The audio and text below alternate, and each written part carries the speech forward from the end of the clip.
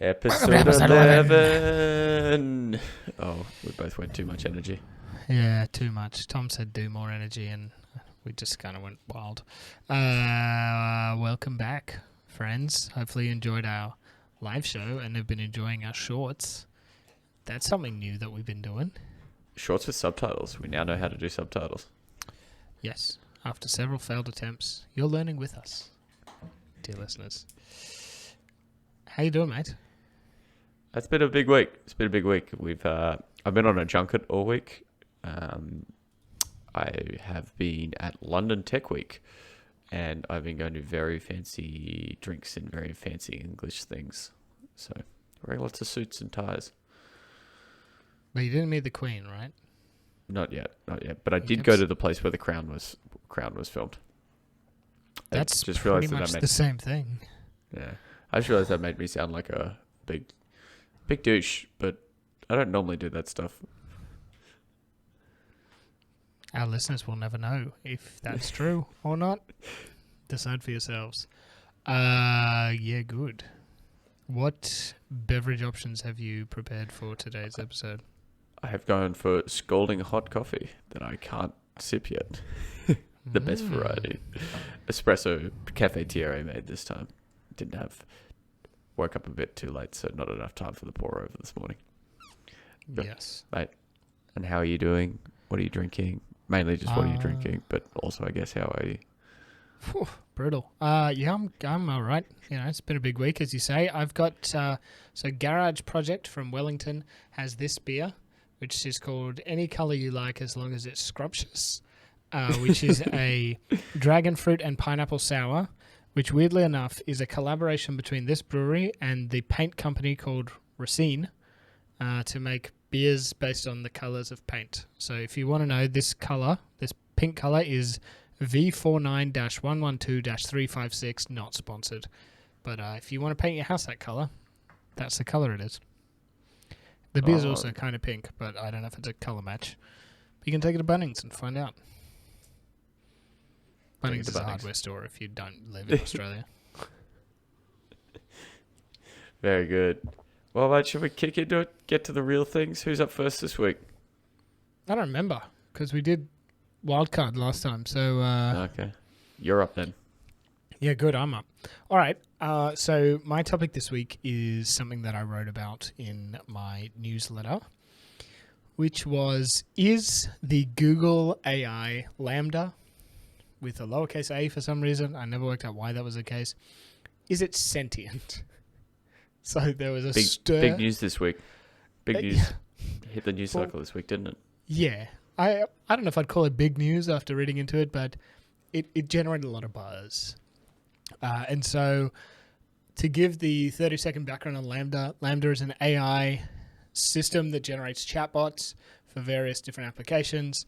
And the couple of Google employees wanted to know, has that chatbot generating AI got some sort of sentience? And they talked to it, curated, and emphasis on the word curated, a transcript of their conversation with that AI, and they said, this is absolutely reached sentience, and we should be worried about turning it off and what this means for humanity. And then a lot of other people said, no. And what is, before we jump into it, what is sentience from an AI point of view? Yeah, so, I mean, people throw around a lot of different words like sentience and is it conscious and all this sort of stuff. Sentience, a big part of this problem is that, like, nobody's using clear definitions for any of these words. But I think what they're trying to get at is, has this AI sort of developed some sense of who it is itself?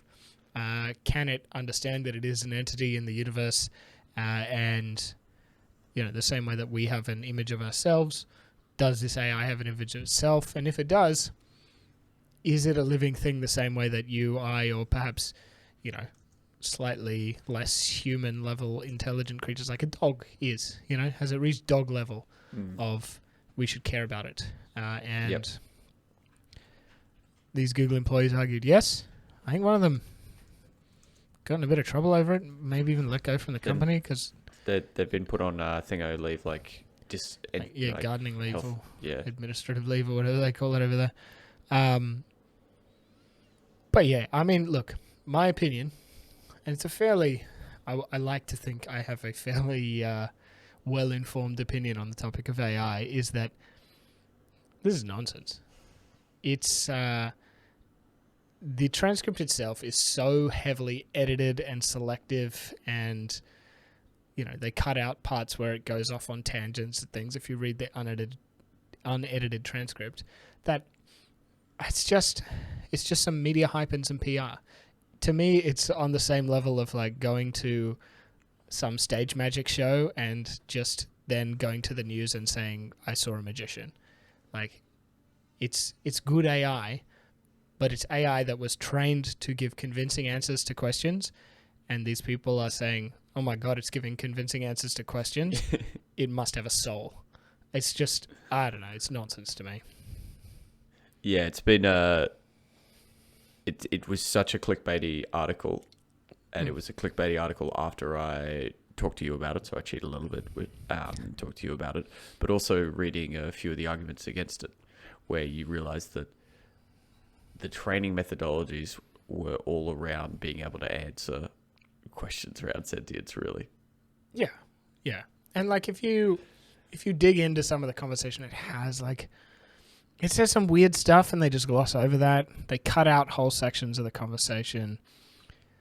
It's just, I don't know. It's there's a term, para something or other, which is like humans' ability to see patterns in stuff that is not real. It's like, how people see pictures of like Jesus in toast? Oh, Texas sharpshooter fallacy.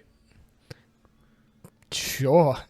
So the Texas sharpshooter fallacy is this story about this guy who claimed to be a sharpshooter, and what he did is he shot at the side of a barn in a random pattern, and then walked up afterwards and drew a target around it and was like, "See, I hit exactly within the circle." Yeah, similar. Yeah, this is called pareidolia. Pareidolia, and it's like, people say they have a potato chip that looks like Elvis and stuff. Yeah, it's just like our brains are so hardwired to find certain patterns, whether it's language or visual or anything else, that like we see them and we latch on hard, and that seems to be what's happening here. Like this AI, it's good AI. Don't get me wrong. I'm not going to argue that the AI sucks. It passed the Turing test, as dubious a test as that is. But it's not sentient. Now, let me clarify something though. Do I think AI could ever become sentient? Yeah, 100%. I don't see there's no magic up here that we couldn't replicate in computers given enough time and resources. But this is not it. Yep. Yeah. To me, this seems to have exposed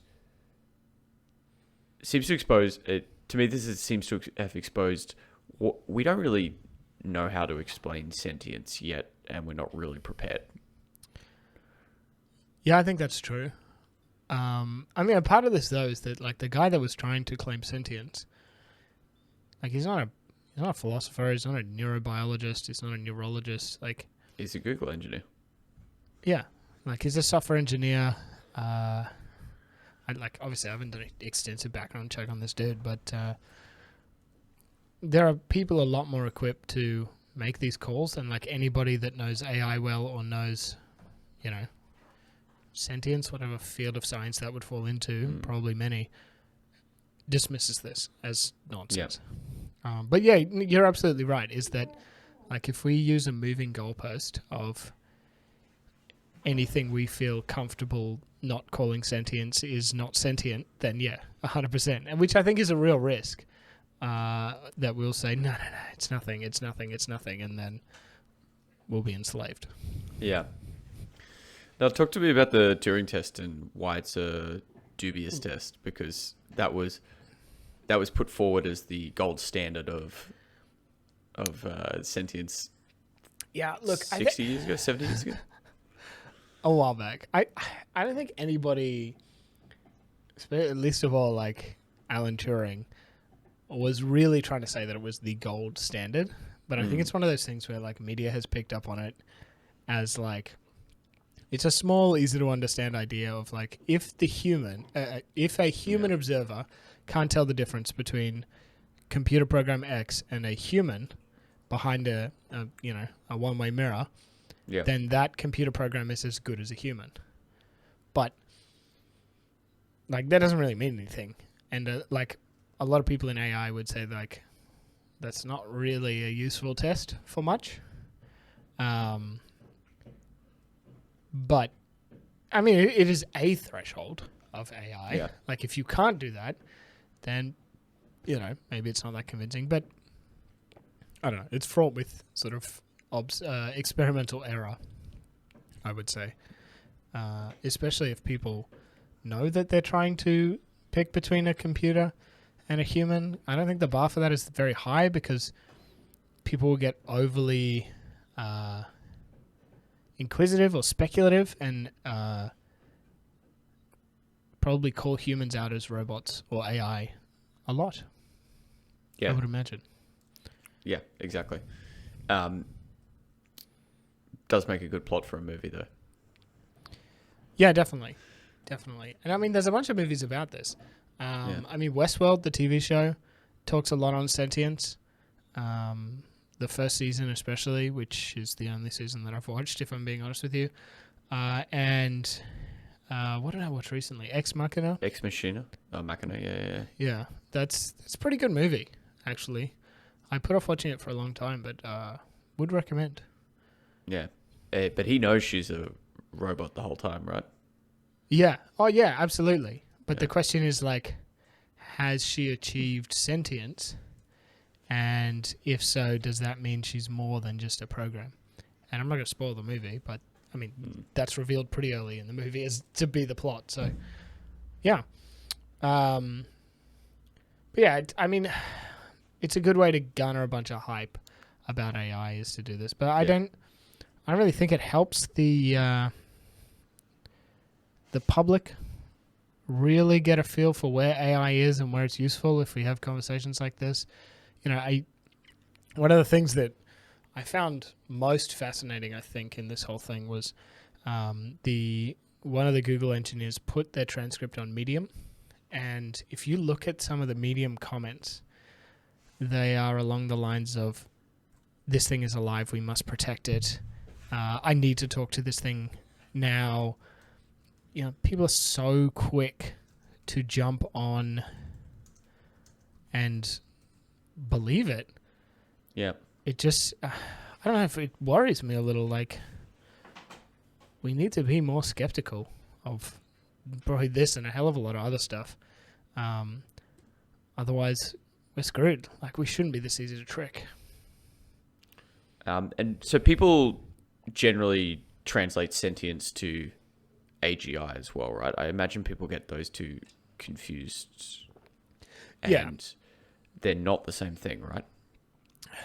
It's a very blurry line. So like AGI, artificial general intelligence, is this idea of like an AI that can learn to do pretty much any task you would throw at it and excel, by some definitions, excel beyond human performance at any task it was asked to do.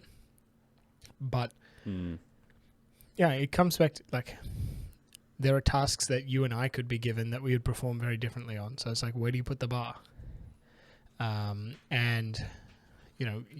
We are nominally sentient. 4-year-old children are sentient. But, if an AGI needs to achieve 4-year-old human level of, what am I trying to say? 4-year-old level of skill at, say, like flying a fighter jet, it's probably fine. It could do that very quickly, but it's And this is the thing, like, we don't have definitions of this stuff. Yep. You just say whatever you want, really. Is anyone tracking it? Like, is there somebody out there that's overseeing this and will take this case and review it and be like, yes for sentience or no? Well, there probably are a few that say they are. But Yeah. I think it's really the scientific community as a whole, which is good. I don't think there should be a government body on AI sentience or even a private body. I think this is a good example where a very skeptical scientific community is doing the right thing by scrutinizing this, assessing all the evidence, and coming to a number of conclusions, some of which are sentience, some of which are absolute nonsense, and it's left to the curious reader to decide which side of the equation they lie on. Not sentience is my stance, if that wasn't clear enough in this conversation. So is the LaMDA model employed in any chatbot services? I think it's used with some stuff in Google internally to create support bots. You know, like when you go on a website, my bank has it. It's awful. But that kind of thing where you just talk to that. But I'm not sure if it's publicly available. You may be able to ask Google via paying them money to generate a bot for you for a certain purpose, but I don't know if you can get access to the generating model underneath it. I could be wrong though. So I'm still going to have awkward chats with chatbots for the next little while and not get to talk to my sentient LaMDA. Yes, at least for and the ask next questions about week until a new article comes out about sentience. Alrighty. So for the next, I'll wait a week and then I'll start asking every chatbot about whether they believe they're sentient or not. Yeah. Yes. That seems like a good idea. That's a good first question. It reminds me of I saw this post a long time ago, which was somebody talking to, you get those text messages which is like, please confirm your appointment on Friday at 4 p.m. Text yes to confirm. This person just started texting swear words back. And after a while, the person on the other end said, this is a person. This is not an automated system. Can you just tell me if you want the appointment or not, please? It's so funny. Well, yeah. And so does this take, has there been any actual step forward in AI in this space with the release of this other than this guy claiming sentience? Like, is this, the best chatbot out there at the moment? I haven't looked into benchmarks or how people even measure chatbots. As a language model, it's good. It can generate some pretty coherent discussions, and it can continue discussion threads, which is a shortcoming of a lot of language AI models, is that they sort of skew off track and forget things that you talked to them about a while ago. It's very good at that. So, up there with GPT-3 and some of the other language models, it's doing well. It doesn't seem to be a step change it's not sort of GPT-4 level as far as I can see though. And is there a difference in the mechanics between LaMDA and GPT-3?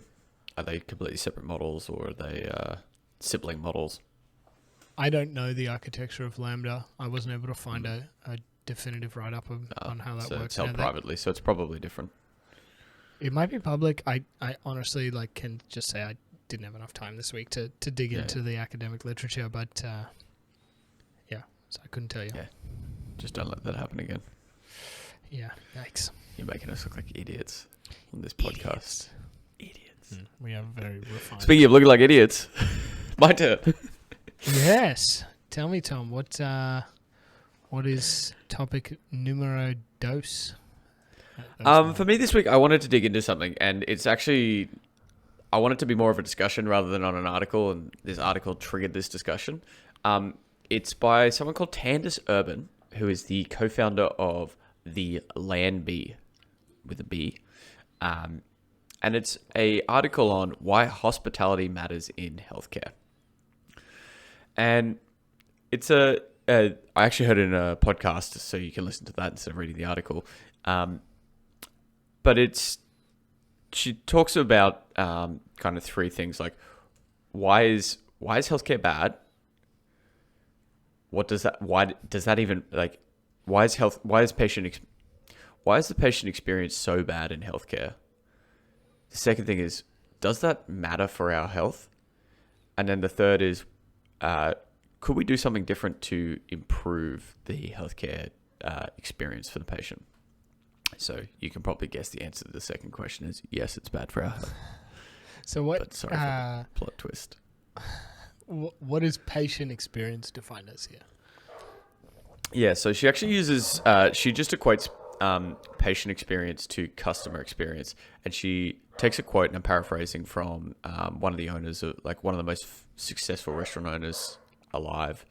And it's customer service is present when something goes right, and it's absent when something goes wrong. Okay, cool. Yeah. It's like that quote by probably somebody at Apple, which is like, or somebody from Toyota. I don't know. It's probably Benjamin Franklin. The best design is when you don't notice the design.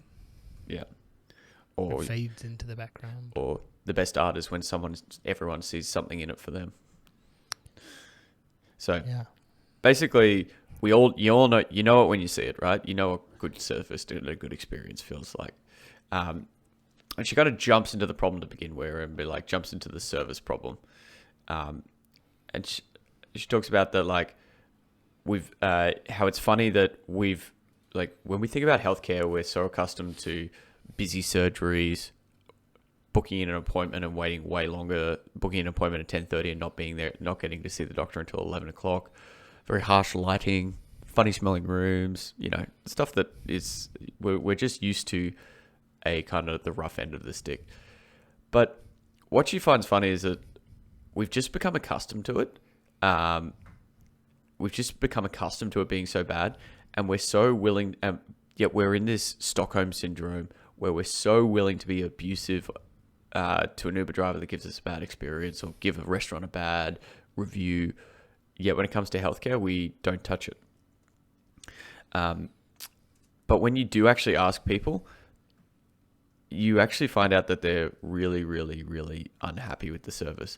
The median net promoter score for primary care physicians in the USA, so that's for doctors, GPs, is 3. 3? So 3. So if you had net promoter scores out of 10, and the idea is that unless you get an 8, 9, or 10, it's basically your customers don't care about you. It's about people promoting your product. A 3 is like,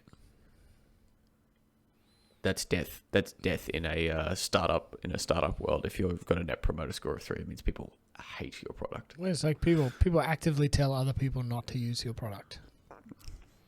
But I mean, people don't have a choice. I think this is one of the funny things about this is I think the reason it is allowed to be so shit is because what are you going to do about it? If you're sick, you don't have a choice. Yep. And the other reason that is cited in this article is that generally the customer isn't the patient. Generally, they're not the one paying for it. Yeah, fair. They are the consumer of the service, but not the payer of the service, especially in the US, because healthcare is so expensive that you need to have insurance or you can't really get it. And so the insurance companies are the customers. So what this does is 2 things. One is that it actually incentivizes people to, they know they're going to get their check not from you, so they want to be pleasing the people who give the check, which is insurance companies. And secondly as well, these insurance companies, it incentivizes the doctor for volume rather than quality. So they know that if they give you 10 minutes of their time or 8 minutes of their time, they're going to get paid the same amount usually. So they will attempt to churn through patients more and more. You know what this immediately makes me think of? Like, I think anytime there's a broken incentive model like this, it's like, okay, how can you put a metric or something in place?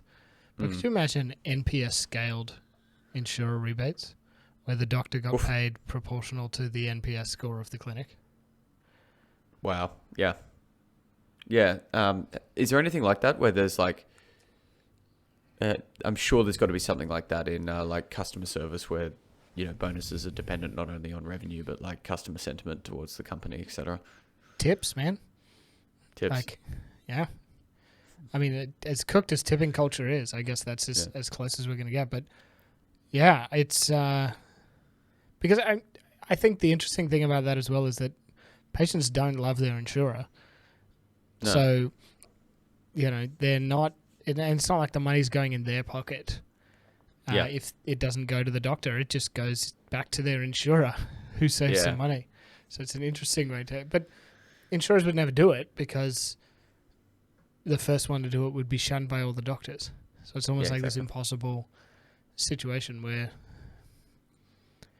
we need a radical change to the healthcare system focused on user experience. Wonder how we would do that, hey? Yeah. So just another couple of points that I found really interesting in this, like, is the patient experience bad in the healthcare system? 96% of complaints and lawsuits are about the service and not the care. 96%.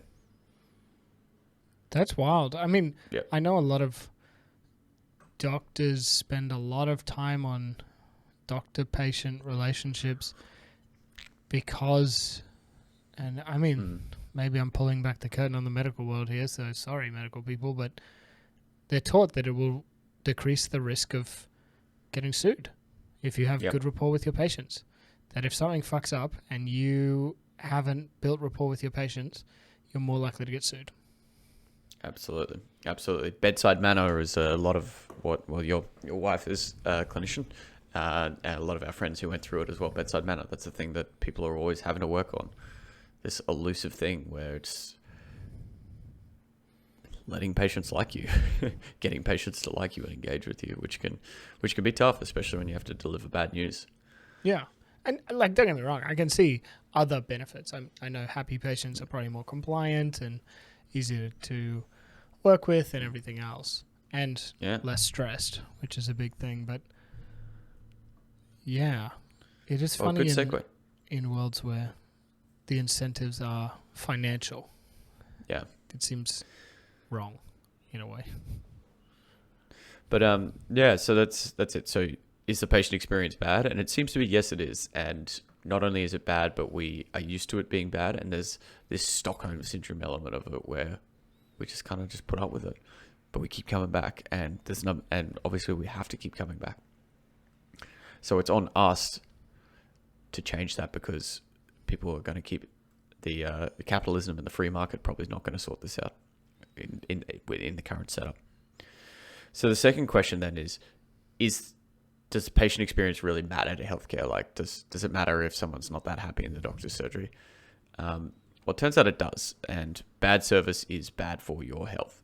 The first thing there is just considering patients who delay their healthcare. So, we've all been in that situation where, perfect example here with the NHS. I broke my finger. It was quite sore, but I didn't believe it was broken, and I sat with it for 24 hours, 36 hours, and it wasn't getting any better. And the reason why I didn't go and do something about it is because I knew that I would have to go and sit in a waiting room, and I would have to wait there for about 6 hours before I got seen. Eventually, I decided that my finger was not getting better, and I went, and I sat. It took me about 5 hours, and I delayed my own healthcare, even though I run a healthcare company. I delayed my healthcare because I didn't want to have to go through that. That's crazy. But I'm absolutely sure that happens all the time. Yeah. I mean, I'm sure your article says this happens all the time as well. Exactly. And there's about a new primary care patient in the US waits on average 21.7 days for an appointment, and existing patients wait about 18 days. 18 days.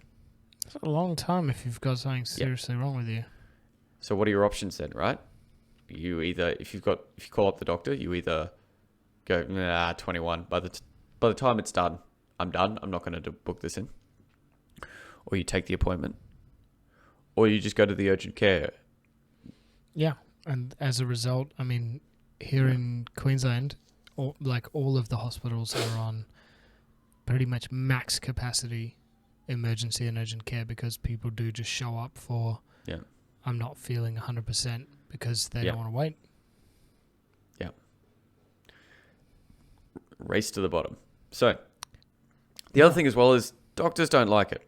Doctors are getting overworked as well. Doctors are more likely to prescribe antibiotics in the afternoon than the morning for the same patient, same presentation. They get lazier in the afternoon as they suffer decision fatigue after seeing more. Sorry, lazy is the wrong word. That's mean to doctors. I didn't mean to be.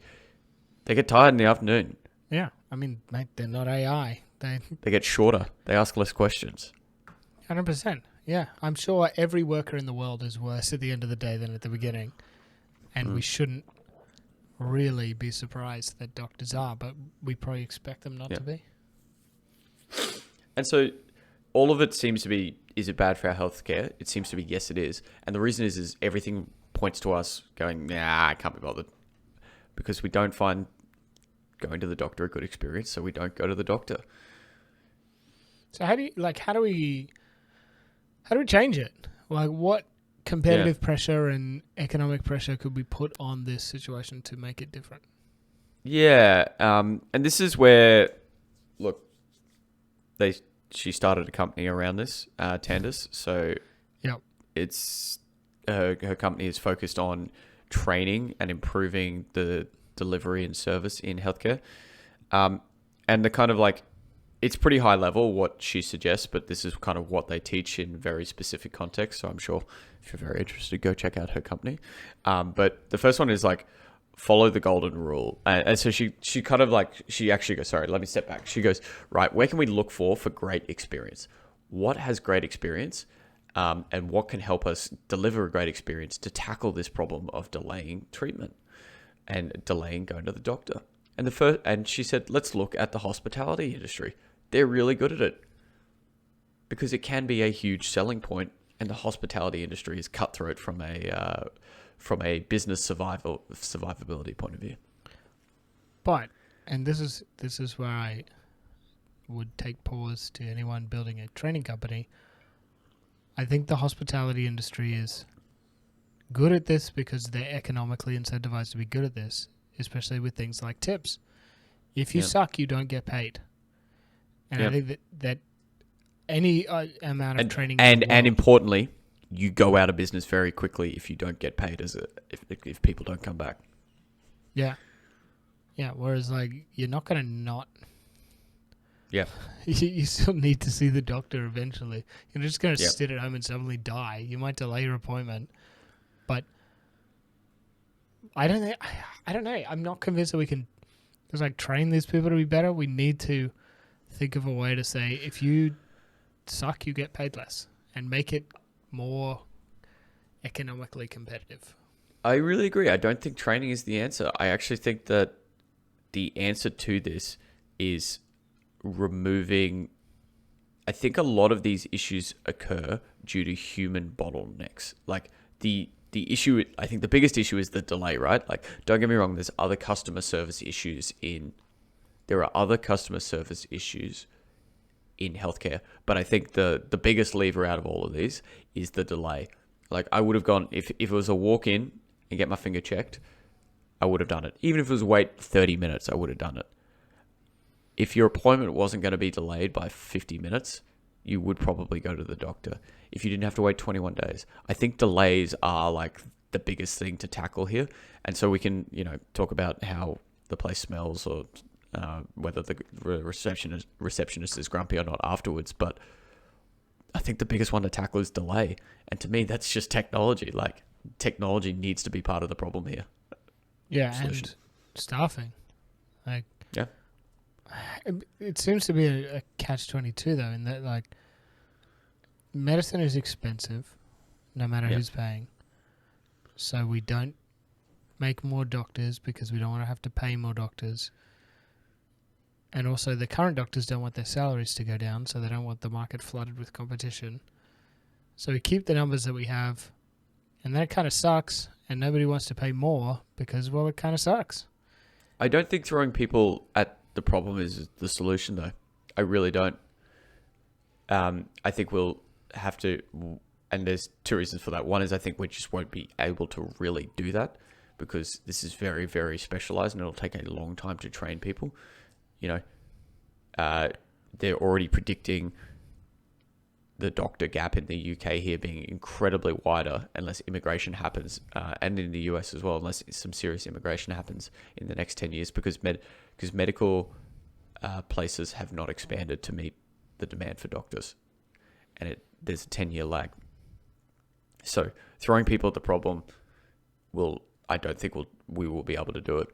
And the second thing is that I think that you will quickly run into physical and capital constraints that will mean people are underutilized. And so I think what is required here is to do this in a low capital, scalable way, which is just such an aphorism, and I'm sorry, but like, to me, the only way to do this is to work with software to do as much as we can without involving humans or a physical place. Yeah. It needs to be virtual. Yeah. And I mean, we've talked to Tom and I are obviously extremely biased in this, in that, like, you know, we've had this term that we've been using for a long time called post-scarcity healthcare, which is using technologies like AI to, and not AI, just technology, communications technology, systems optimization technology, to take a single doctor, take a single doctor and allow them to do the work of 10 doctors and get enough healthcare so that there's no longer a bottleneck on brain power and availability. Yep. Yeah. And so I think, but because we're reading the article and because Tandis is a caring person and a smart person, and they've put a lot of thought into this, we're going to read out what she thinks her central tenets for healthcare hospitality should be. Because I don't think we'll disagree with any of them. Follow the golden rules. Patients are entrusting with you the most precious resource, so treat them the way you would hope to be treated at the doctor's office. In the talk, she also gave it a little snippet as well. Treat them as if they were your family. Okay. Yep. Once again, I think technology could help with that. Yeah. Help set clear expectations. This is not a subway track. If we're running a few minutes behind, nobody wins when we keep that information to ourselves. Sure. That's kind of a... Yep. But I do actually think that one of the most painful things with this finger is not actually being the finger, ironically, but is when I walked out, I was getting a follow-up call from their bone clinic, and they said sometime in the next 3 weeks, which I literally forgot about it, and I missed the call twice. Yeah. I'm glad they told me 3 weeks, but there's a better way to manage my expectations there. Definitely. This is a big one for technology. Be an active, empathetic listener. Each case is a medical investigation. Ask good questions to get good clues. No details too small. If the patient didn't think it was important, they wouldn't have brought it up. This is the technology one. Yeah. I mean, that's where maybe LaMDA can help us out here. Little chatbot. Get to the bottom of it, for sure. Yeah. Visit notes or consult notes, depending on the country you're in, aren't just for the doctor. Everyone who interacts with the patient throughout a visit should be taking notes on patient preferences and needs. A patient who is squeamish around needles should never have to tell us this more than once. Yeah, I have a mate who went to their GP who they'd been seeing for a while, and their GP forgot they had diabetes. Yep. Which is like that's an embarrassing thing to forget as a doctor. On the flip side, my dentist, I have seen on his chart, he has a little section on every single chart with personal notes, and he always knows how to ask me about my Maxwell Plus, my business. He always knows to ask how we're going with prostate cancer diagnosis. He's good. There you go. I have no doubt. I have no doubt that he'd remember I had diabetes. I've not seen the same dentist twice at the clinic that I've been to. Every time I go, I've seen a different dentist. Yeah. So there's some polar opposites for you. And I'll put it this way. This guy has got my entire family going back, even when we've moved further and further away from him. Even when I moved overseas, when I came back to Australia, I went and saw him. And because I didn't trust the one that I got here. And we've referred people in. My brother-in-law's now in. All my nieces and nephews are now seeing him. We've got, anyway. There you go. Yeah. And I mean, was that the final golden rule? No. No? Yeah, let's get through. Be an agent, not a gatekeeper. An agent makes things happen for others. A gatekeeper sets up barriers to keep people out. I'm not sure how I feel about this next statement, but it says, if a patient has a good reason to be asking you to break one of our rules and you have a way to break it within the bounds of the law, then just break it. But anyway. Is that one of the golden rules, or just like break some medical legal rules? I don't know. Golden rule. It's golden rule. Prescribe them all the drugs when they want it. Then the final one is surprise and delight. How can you make this the best interaction of someone's day? I always find that one a hard one to think about. But I'm going to be a cynical dick for a bit, which is definitely not my favorite kind of Dick Elliot. I'll just edit the word Elliot out of that one. That makes that a lot funnier. Is if you read all of those rules again, yeah. But anytime they talked about medical, you talked about going to the bank. Yeah. I just don't think any of those would be controversial there either. These are those kind of rules where it's like you're not really giving anything up by doing them. It's not like, you know, I don't know. It's not a strategy. It's just there's no choice. Yeah, there's nothing being sacrificed here. Yeah. So I don't know. They don't feel like golden rules. Like, what's the opposite of these? And is there any one of these rules where the opposite is not obvious? Yeah. Side note, but have you heard of the when you're thinking about a business strategy, the Chinese refrigerator example? No. So if you say anything, and the strategy could apply to selling refrigerators in China, then you've developed a bad tenet for your strategy because you haven't made a choice. All right. I mean, I feel like this applies to your job now refrigerators is in China. Go. Anytime they talk medical, you got to give me the fridge example. It's golden rule number 1 for fridges.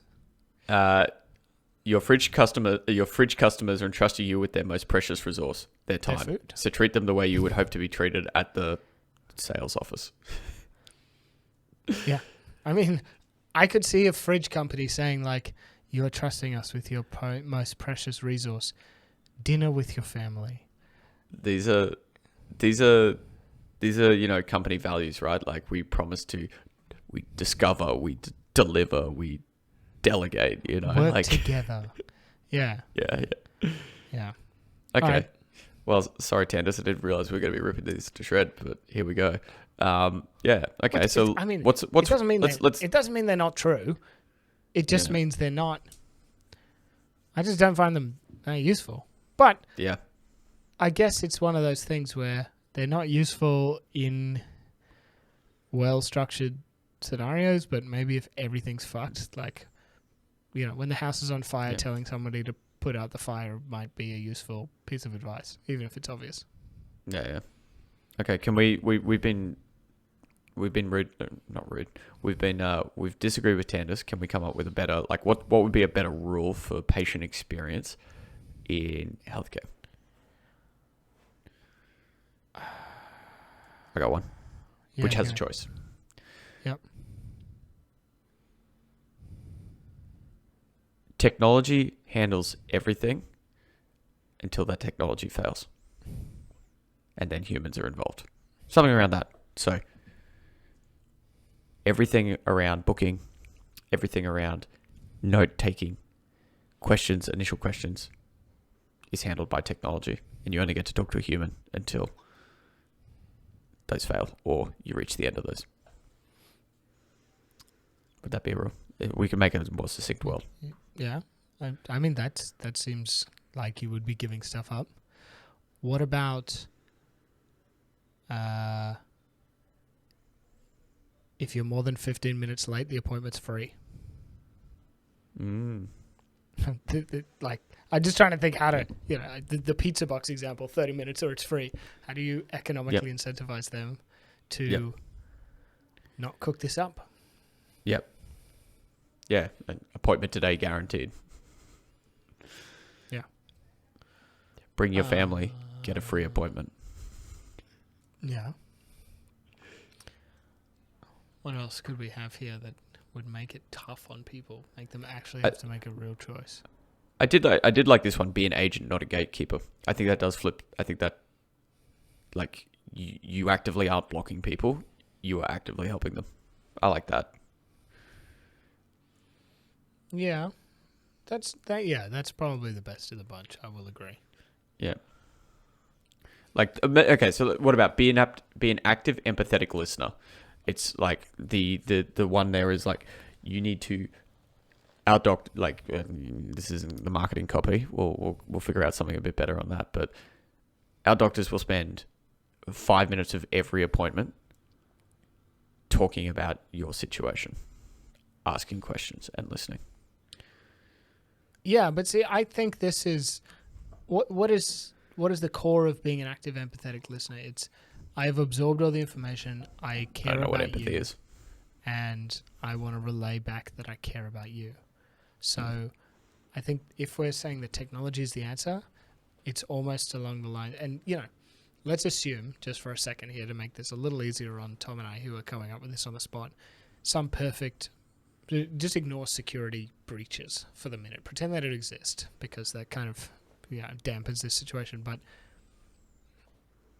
everything's recorded and you can ask me anything about this appointment anytime after this appointment forever. Because then you're incentivized to get it done correctly the first time. Otherwise, you're paying the price by answering their questions because you cooked it up in the appointment. Yeah. And that's actually a huge problem, especially in cancer, as well as people, obviously, when they're in the doctor's appointment, it's generally, if from getting a diagnosis or even before then, people are very, very worried, scared at that point. And often, more than often, it is described as not remembering. People describe their diagnosis as not remembering the appointment. And then they walk out and it kind of hits them and they have 500 questions to ask the doctor of everything from should I be driving to, no, really, what are my actual odds? Yeah. Yeah, and I think, coming back to that one that was about treating them like your family, I think. Something like that. I think that is a very, I don't know who's listening to this, but like most people don't treat their family transactionally.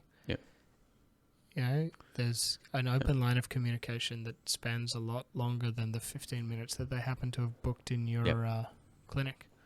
And I think that's missing from a lot of healthcare, that sort of follow-up and everything else.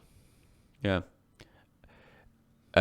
Thinking back as well to reading the article, there was one thing that she mentioned when like people avoid getting healthcare, they delay care. Everyone just calls a friend or a family if they happen to know someone in the medical world to discuss it. Like I had an issue with my eye, and rather than going to the hospital, I called my friend who's training to be an ophthalmologist, and he goes, "Don't be an idiot, get to the hospital." So I had to go to the hospital. Like, I delayed by 20 minutes. And I feel like that's a symptom of a bad system, right? Like if you could find out, like Babylon is a good example of this. Babylon Health, which is sort of big in the UK, probably for this reason, is that you can put some symptoms in, you can talk about it, and the primary first point of interaction is: do you need to go to emergency or should you book with the GP?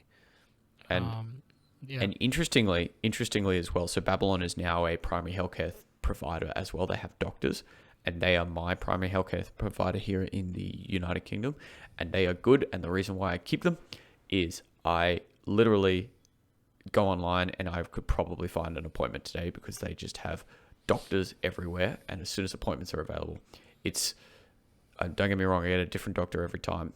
But I've got pretty good notes. Everything's recorded for the previous doctors to watch as well if they really wanted to. They've got a good solution. Whereas my local doctor here, the first doctor's surgery said they weren't accepting any more patients because they were full. And the second one said, it's when I was signing up, I was like, oh, can I have an appointment? They're like, oh, yeah, well, you have to call up every day on the day and see if someone's cancelled, basically. Yeah. I think you raised an interesting point there about, you see a different doctor every time, but it doesn't matter because they have a good file and everything's recorded. I think that's such an important point in that GPs, we looked into some spreadsheets which said how many GPs were at different clinics in the UK, and there's thousands and thousands for a few doctors, which means that, you're building a long-term relationship with your GP, but if you see somebody once a year, how much are you really remembering about that person unless you write it down? And if you write it down, is it as important that it's that same person? Well, it's important, but is it more important than being able to get an appointment quickly? And I would argue no. I'd rather see a different dentist or doctor every time and be able to get an appointment whenever I want rather than see the same person just so that I know them a bit better. I once heard of this example of like, we want to move to a system where it was a very sporty American person who gave the example of moving away from turning your doctor into your health quarterback. So someone that kind of imagine, or another example would be like your health general, right? There's a person there at the end of the day and you can get an appointment with them, but they are a person, so they have limitations. And sometimes you need to be a little bit more advanced, but they're looking over you. You know that they'll deploy you to certain areas where you need to be. You know that they'll have the information about what's happening all around and where you should be next, and the tactics that they should do to get you to your healthcare goal. But there's a person above it. And I really like that idea because the thing that I love is that, I have a dentist, but and he's a nice person and I like him looking after me, but I understand that he has limitations. And so I really like that idea of the quarterback looking after it, but there's a person at the end of it. And I think there's this absolute barbell or like discrepancy that is available for healthcare where it's super, super, super technology driven and I can't come up with a better word other than transactional based, where it's quick and I can get it done, but there's a person there. I know there's a person there looking out for me, and someone I can call and talk to. That will know that I have a company called Maxwell Plus. Yeah, and I mean, arguably that person doesn't need to go through 15 years of med school training. Yeah, which means that like we could get a lot of them pretty quickly. Yeah, interesting. Well, there you go. I mean, I can't remember what you said the name of the author of this post was, but Candace Urban, and she works for the LaMDA, which is a kind of GP members clinic in New York. So if you're in New York and you want a good healthcare experience, I reckon these are the guys. Oh, 100%. I mean, look, we were harsh, but I will say this. Anyone that cares this much about patient experience is likely to be good at patient experience. Yeah. So I'm sure they're doing a really good job. And Candace, if you're listening, come be a guest on the pod. Yeah, please do. Please do. Tell us why we're wrong about the rules and how you got to yours, because I'd love to hear the story. Cool. Mate, we'll call it there. Anything else you want to plug this week? Anything else you want to... What do I want to plug this week? No, nothing too much. Check out my newsletter if you haven't already. I dive a bit more into the LaMDA stuff, elliotsmith.com. Check out our YouTube shorts. Please press the like button and the subscribe button. As somebody else in a YouTube video I saw today said, it's free and it helps us a lot. So do consider it. You'll get more videos like these, talking AI, health tech, problem solving. And yeah, that's it from me. Sometimes horses. Sometimes horses.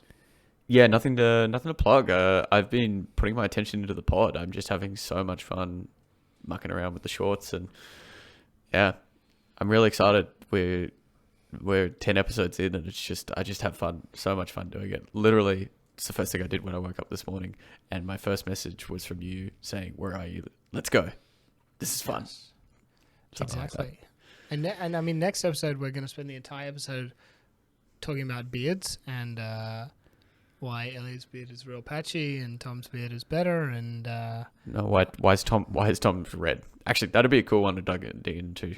of the red hair, genetics the of red beards. yeah, the genetic of beards. Apparently, it's Viking related. Yep, it's Vikings and Henry Ford, probably. Abraham Lincoln related. He had a beard, didn't he? Yeah. Did you see the milestone that we passed? We have 500 views on the pod. There you go. Thank you to anyone that's viewed this. That's awesome. And it's like not the view time's cooked because of the shorts, some of the shorts, True. but like,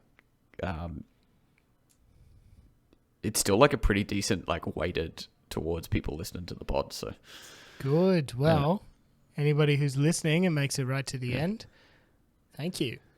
It's awesome. It's a lot of fun doing these, so it's good to have you with us. Awesome. Cool. Bye, cool. everyone. Ta-ta. See you next time. You're listening.